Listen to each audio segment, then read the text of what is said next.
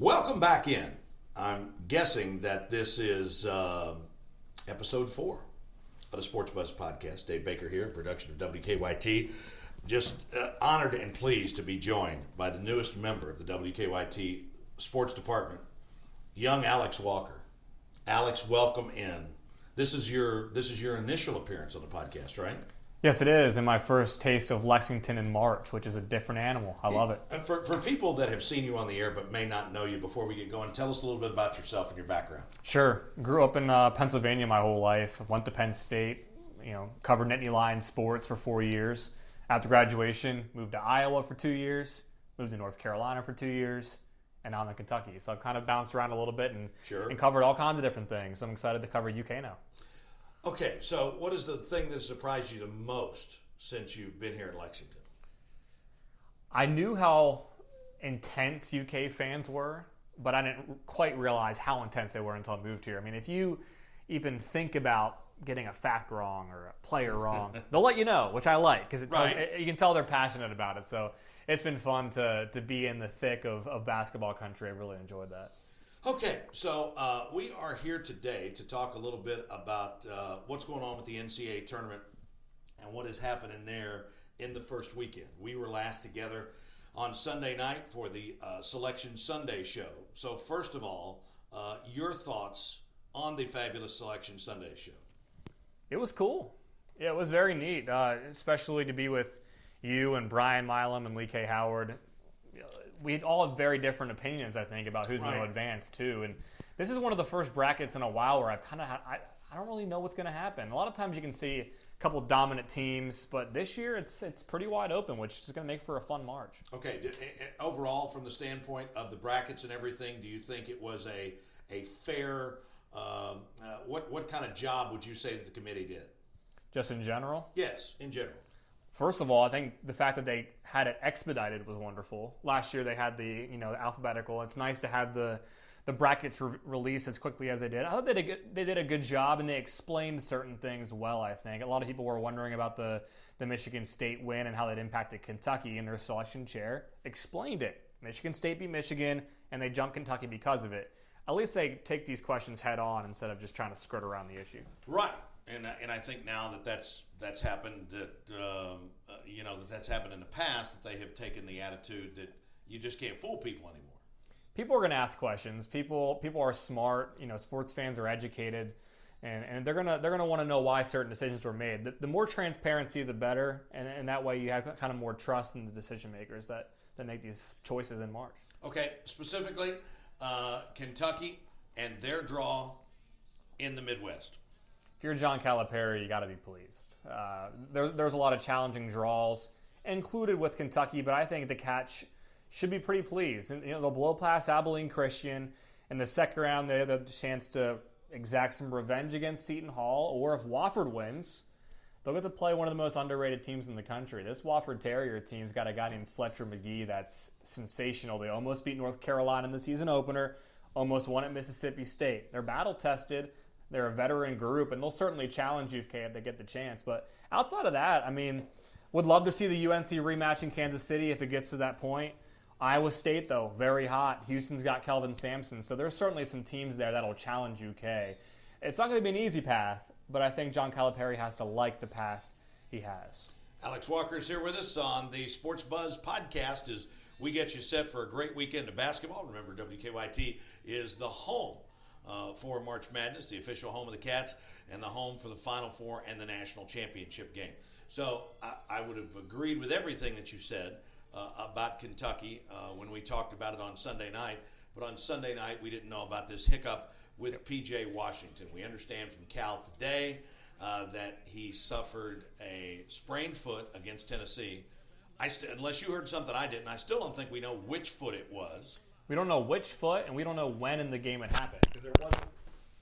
Sorry, that was me that did that. Drop my mic. Technical difficulties. No, you didn't drop it. I kicked it out of your sprocket. All right, we're back in the fold. No, as far as we know, we don't know what foot, and we also don't know when in the game it happened. It just because during the game there wasn't a moment where you thought, "Oh, PJ looks a little off." So that kind of tells me it's not as major as people are sometimes questioning this thing. But yeah, foot. X-rays are negative. He went to a specialist, and he's now joined the team, though, in Jacksonville. And Cal said the reason he had him go to the specialist was out of an abundance of caution. Sure. Yeah. Wanted to make sure that they saw exactly what was going on. But let's just say it is affecting him more than we realize. And Calipari did say that he expected him to play. Whether he plays or not, certainly obvious, it's an impact if he doesn't play. But if he plays and he's not himself, it would seem like it's not that big a deal in terms of game one, but it certainly could be a big deal when they move on to the second round and either get that Wofford team you were talking about or a Seton Hall team that already has a victory over them this year. And I think the big factor in this, I think Cal is a little more relieved in the fact that Reed Travis got those crucial minutes in Nashville. If he didn't get that playing time, then it presents some more questions, but Reed kind of shook off the rust, and if Reed needs to get more action in minutes, that helps. But yeah, down the road, Iowa State's long, Seton Hall is long, so that could present some problems, but we really don't know until they're tested with a challenge, and they're not going to be tested by Abilene Christian. But Wofford and Seton Hall are two teams that have beaten some really quality opponents this year, so no matter who they play on Saturday, if they advance, we'll see how PJ holds up. Okay, so let's go ahead and take a look at the rest of that Kentucky bracket. And obviously, the Cats, the number 2 seed, North Carolina, a team they've already gotten a win over the number 1 seed. And that was a fun game back in December in Chicago. And two teams at that point that are greatly improved in March. I think both of them are playing better than they did. Absolutely. It was a competitive game, but both teams have taken a lot of strides, especially North Carolina in conference play. And the ACC beating Duke twice without Zion, almost beating him once with Zion. So UNC under Roy Williams, they've got Luke May. He seems like he's been there forever, right? 7 years. Kenny Williams. They've got they got a Kobe White, a freshman guard that's explosive. So that played awful. If you remember that game, that was kind of the Ashton Higgins breakout game, locking down Kobe White. Kobe White has grown a lot, so that'll certainly be a challenging test if it gets to that point in KC. But you look at some other teams in there that could present some problems. I'm really looking forward to that Auburn-New Mexico State game. Everyone knows Auburn shoots the threes. If you don't know much about New Mexico State, they also rank in the top 5 in the country in attempted threes. So if you want appointment television, watch that game. It'll be probably in the 80s, and that'll be a lot of fun to watch. I think that's an excellent one to keep an eye on as well. The team I'm kind of looking at, besides Kentucky in that bottom half, is Iowa State. A guy named Steve Prohm, who used to be the head coach at Murray State, has done a great job there. David Hobbs, who was a Tubby Smith assistant here, is kind of like Steve's John Robick in terms of a special assistant to the head coach.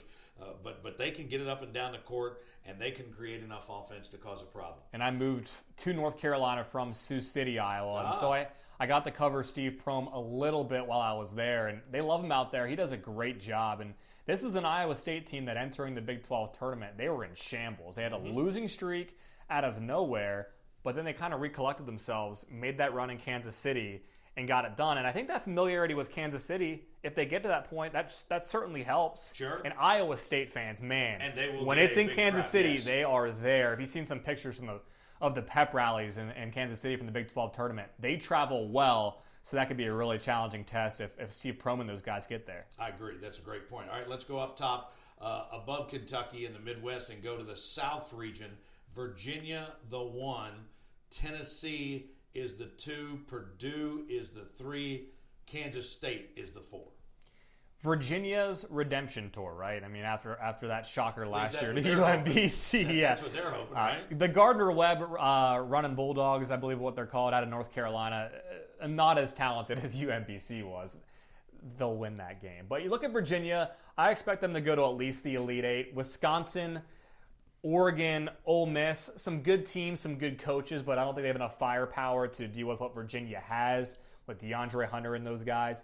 I see in your bracket, you have Kansas State advancing pretty far. That's a Sunday game, and I forgot that the Kansas State, best player was out. Dean Wade's not playing. Dean Wade is not playing, so I will have to adjust that before I turn in the official one. Fair enough. But if Dean Wade was playing, they could make a run. I mean, Kansas State, I believe they're the Big 12 co-champs with Texas Tech, and Bruce Martin does a great job. Bruce Weber, pardon me, at Kansas State.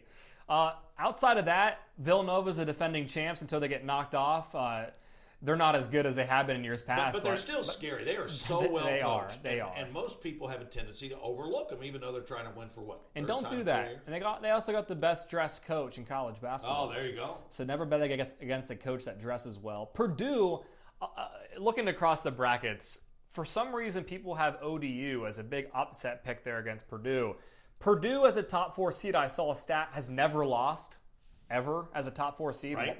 Why would it start now? I mean, Purdue's got some veteran players. I don't see any problems there. I have Virginia, Wisconsin, Villanova, Tennessee, and then Tennessee playing Virginia into that regional in Louisville for the chance to go to the Final Four.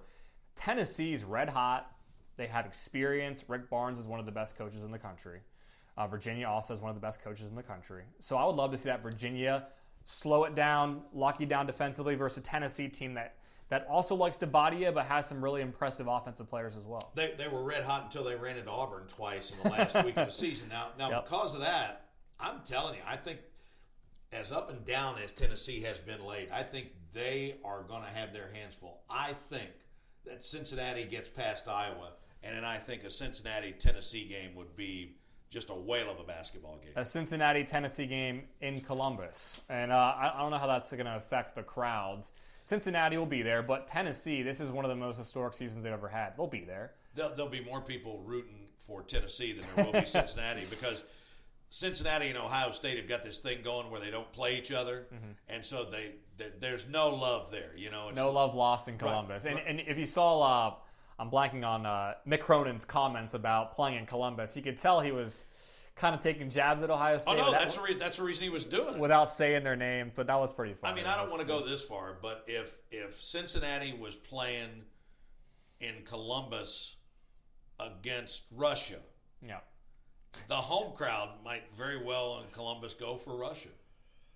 That's a good point. I think you're spot on there, too. Okay, let's head over to the East now, and that's where we find the Dukies, the clear number one. Michigan State was supposedly the number 1, number 2, but they still get somehow paired with Duke. Yep. LSU, we know about their troubles there, the 3, and Virginia Tech is the 4. Michigan State, and Tom Izzo spoke after beating Michigan in the Big Ten title game. He seemed a little peeved, a little ticked off that that was kind of the way it was done. It doesn't make a whole lot of sense that Michigan State was placed there, but Michigan State's draw, pretty favorable. If Louisville gets past Minnesota, it'll be a rematch from earlier in the season. Louisville actually beat Michigan State. I don't think Michigan State loses twice to the Cards. LSU, they're kind of one of those teams in there. They were so impressive during the regular season, but people, sometimes people don't realize how much those off-court distractions really impact a locker room. Will LSU come together, or will they break apart come tournament time? They were a one and done in the SEC tournament. Will they bounce back and get it done in the NCAA tournament? We'll see. They'll play Yale and then either Belmont or Maryland. Would love to see LSU Michigan State in that Sweet 16 game. Outside of that, what I'm worried about, I have Duke going to the championship game. Okay. But Duke's Achilles heel has been their three-point shooting. If you watch that Florida State game, or their lack of three-point and shooting. the ACC title game, I mean, they weren't just missing threes. Right. They were bricking threes all game. So if they get in a situation where they're against a veteran group like in Michigan State, we haven't quite seen those freshmen really, really rise to a challenge to the point where I think they can beat a team like that. We'll see. Well, here's the other thing, too, as you talk about that LSU stuff. I mean, it's not, you had Devontae Smart, who obviously talked and cooperated with university and NCAA officials. So you got to wonder whether he's getting kind of the weird eye from teammates. And the guy who is the interim head coach, I mean, he gets teed up down the stretch in the SEC tournament and did not manage that situation well at all. So, are those guys saying, oh, my gosh, we ain't got our guy here. Can this fella get us through? And there was some conversation today. I follow some sports reporters down in Baton Rouge that they were saying that the players are still having text conversations very actively with Will Wade to get the game plan, get his thoughts. And he's going to be still heavily involved in the process. He won't be there, obviously, but I think we'll know pretty soon in that Yale game, if not that second round, if LSU is rattled or not. Because they were one of those teams people looked at and said, LSU is going to eventually fold out of the SEC race, right? And they never backed down. They never bowed out, beating Kentucky, beating Tennessee down the stretch. But yeah, I don't know. But dude, he can't really do that, right? That's what I thought, right? But they were saying that the players said they've been talking with Will Wade, and then one of the reporters, I think it was Gary Parrish of CBS Sports, was saying, so can Yale like wiretap that too to like get the game plan as well? Like how does that? It's a very strange dynamic, and there's a lot of gray area there. And it's really going to be interesting to see what happens. Let's go ahead and take a look at the final region, the West. Gonzaga the 1, Michigan the 2, Texas Tech is the 3, Florida State the 4. I think this is the most wide open region of the 4. And I say this because there's a lot of, this is kind of, if I think there's going to be a dark horse candidate to come out, it'll be out of the West. Candidates, Buffalo's a veteran group. Yep. They obviously beat Arizona last year, and that was kind of their coming out party. They're a lot better this year. They didn't lose much, and they're a really impressive group of guys. You look at Nevada, they made that Cinderella run last year. They have those twins that are really impressive. Texas Tech has arguably the best defense in the country. So how far can that carry them? Chris Beard's done an excellent job with the Red Raiders. Of course, you got John Morant and Murray State. Can they be that Cinderella team to make a run?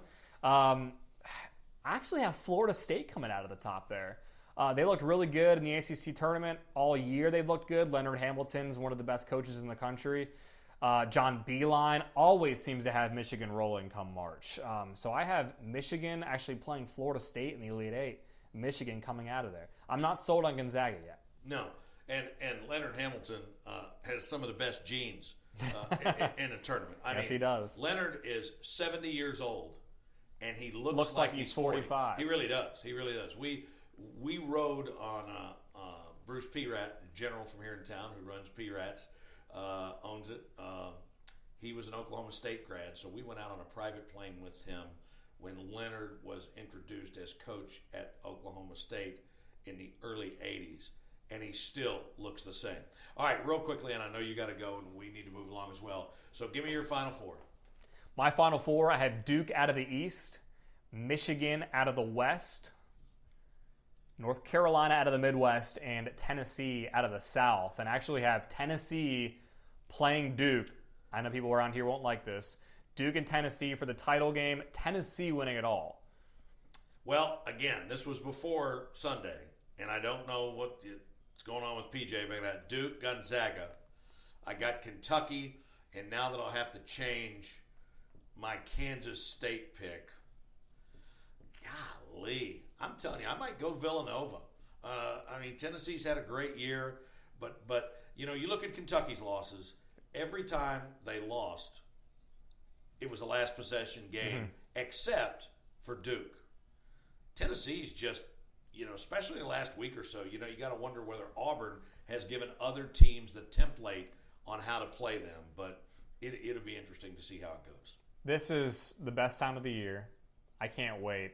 Would love to see Kentucky cut down their 9th national title. We'll see. The health of PJ is obviously critical to that. But I think it sets up well for a big showdown in Kansas City to go to the Final Four. I would love to see Tennessee-Kentucky Part 4, and I think it would be a heck of a game if that happened. Absolutely. Alex, thanks for being with us. For those of you who are watching, you'll be able to see Alex virtually day and night, all the time on television. Day and night, morning, whatever you want to see me, I'll probably be there. Especially, I'm very active on social media at Alex Walker TV. Follow along, and glad to be a part of the WKYT team. He's got a sign above his door that says, "We may doze, but we never close." So you can find him That's there. Correct. Thank you for listening again to the Sports Buzz Podcast. Please subscribe. You can get it on iTunes and on Audio Boom. And, of course, we hope that you'll tell your friends and neighbors about it as well. And until we speak again, thanks for joining us on this presentation of WKYT TV.